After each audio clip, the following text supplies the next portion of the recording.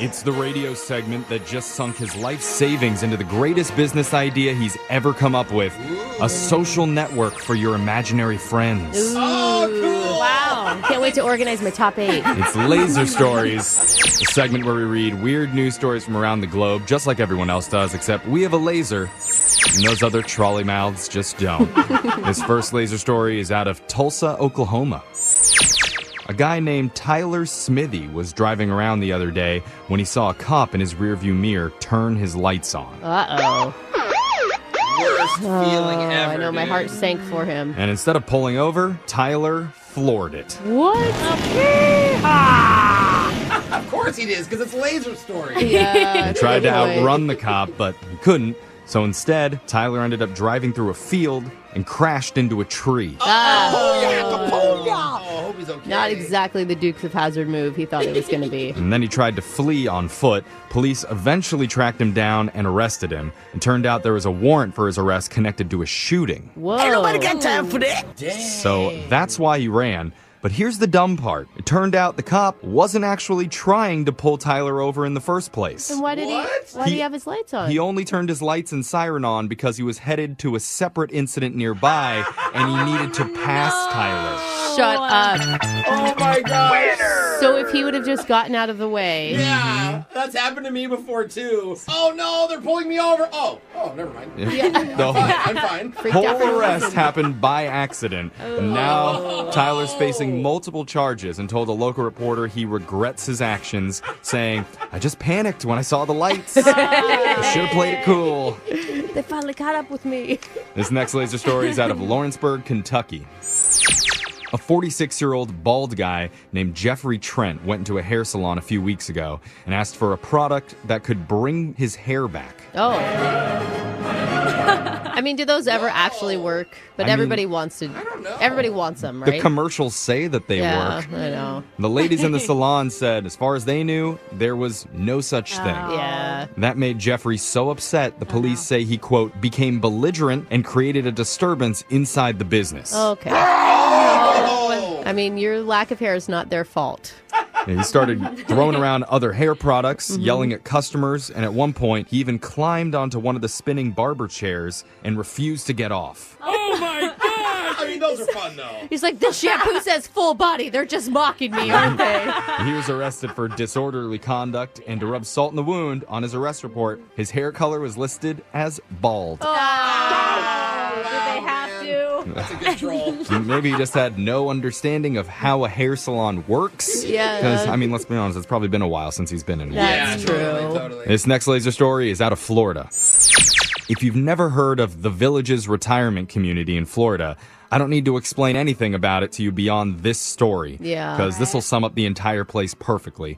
Last Friday night, a couple in the Villages were surprised when a company called Fuzzy Vodka rolled up to their driveway party in a tricked-out golf cart. Oh, woo! Sick. I mean, honestly, the Villages are like a frat party for old people. Oh, like yeah. a constant party for old people. Rick Skutak and his 59-year-old wife, Danette, won the cart in a raffle that had over 11,000 people entered in it. Wow.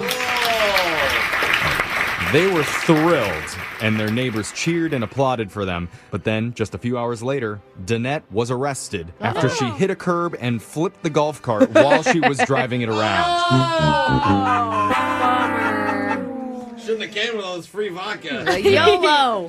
Apparently, she was, you guessed it, Yeah. drinking too much vodka. There you go. Don't get behind any wheel when No. you're drinking. No. When authorities arrived, Danette had bloodshot eyes, slurred speech, and was leaning casually against the roof of the vehicle and said to them very calmly, "What's the problem, officers?" So, maybe just for kicks, police had her participate in a field sobriety test. That was halted after 30 seconds when she nearly fell over. When are we getting a reality show out of the Villages? It's Oh, like yeah. the Jersey Shore, but with retirees. Really? Yeah. Check it out. Yeah. Danette was charged with a DUI. No word on if her new tricked-out golf cart will be given back to her anytime soon. I hope not. This next laser story is out of the wide world of sport. Yeah. You're not going to believe this, but breakdancing, or breaking as it will apparently be called, is going to be an Olympic sport starting at the 2024 Summer Games in Paris. That is awesome! Oh, I'm so excited about this. It joins climbing, skateboarding, and surfing. Cool. And if you're wondering, the IOC is adding these types of sports to make the games more gender balanced, more youthful, and more urban. Dude, I think awesome additions As long on as all Snoop of them. Dogg comments on all of it, that's all I care. That would be the best commentary. And some experts are concerned that breaking will be ruined by Olympic judges, that they're going to be looking more at the technical aspects than the intangibles. Dude, That makes sense. How cool is it going to be when Simone Biles comes up and just starts breaking after a cool flip? Yeah. She'll do it all, dude. I love her. One of the people who's worried about it is 54-year-old Richard Crazy Legs Cologne. Is he still in the scene? No, he was one of the early superstars of breakdancing. Okay.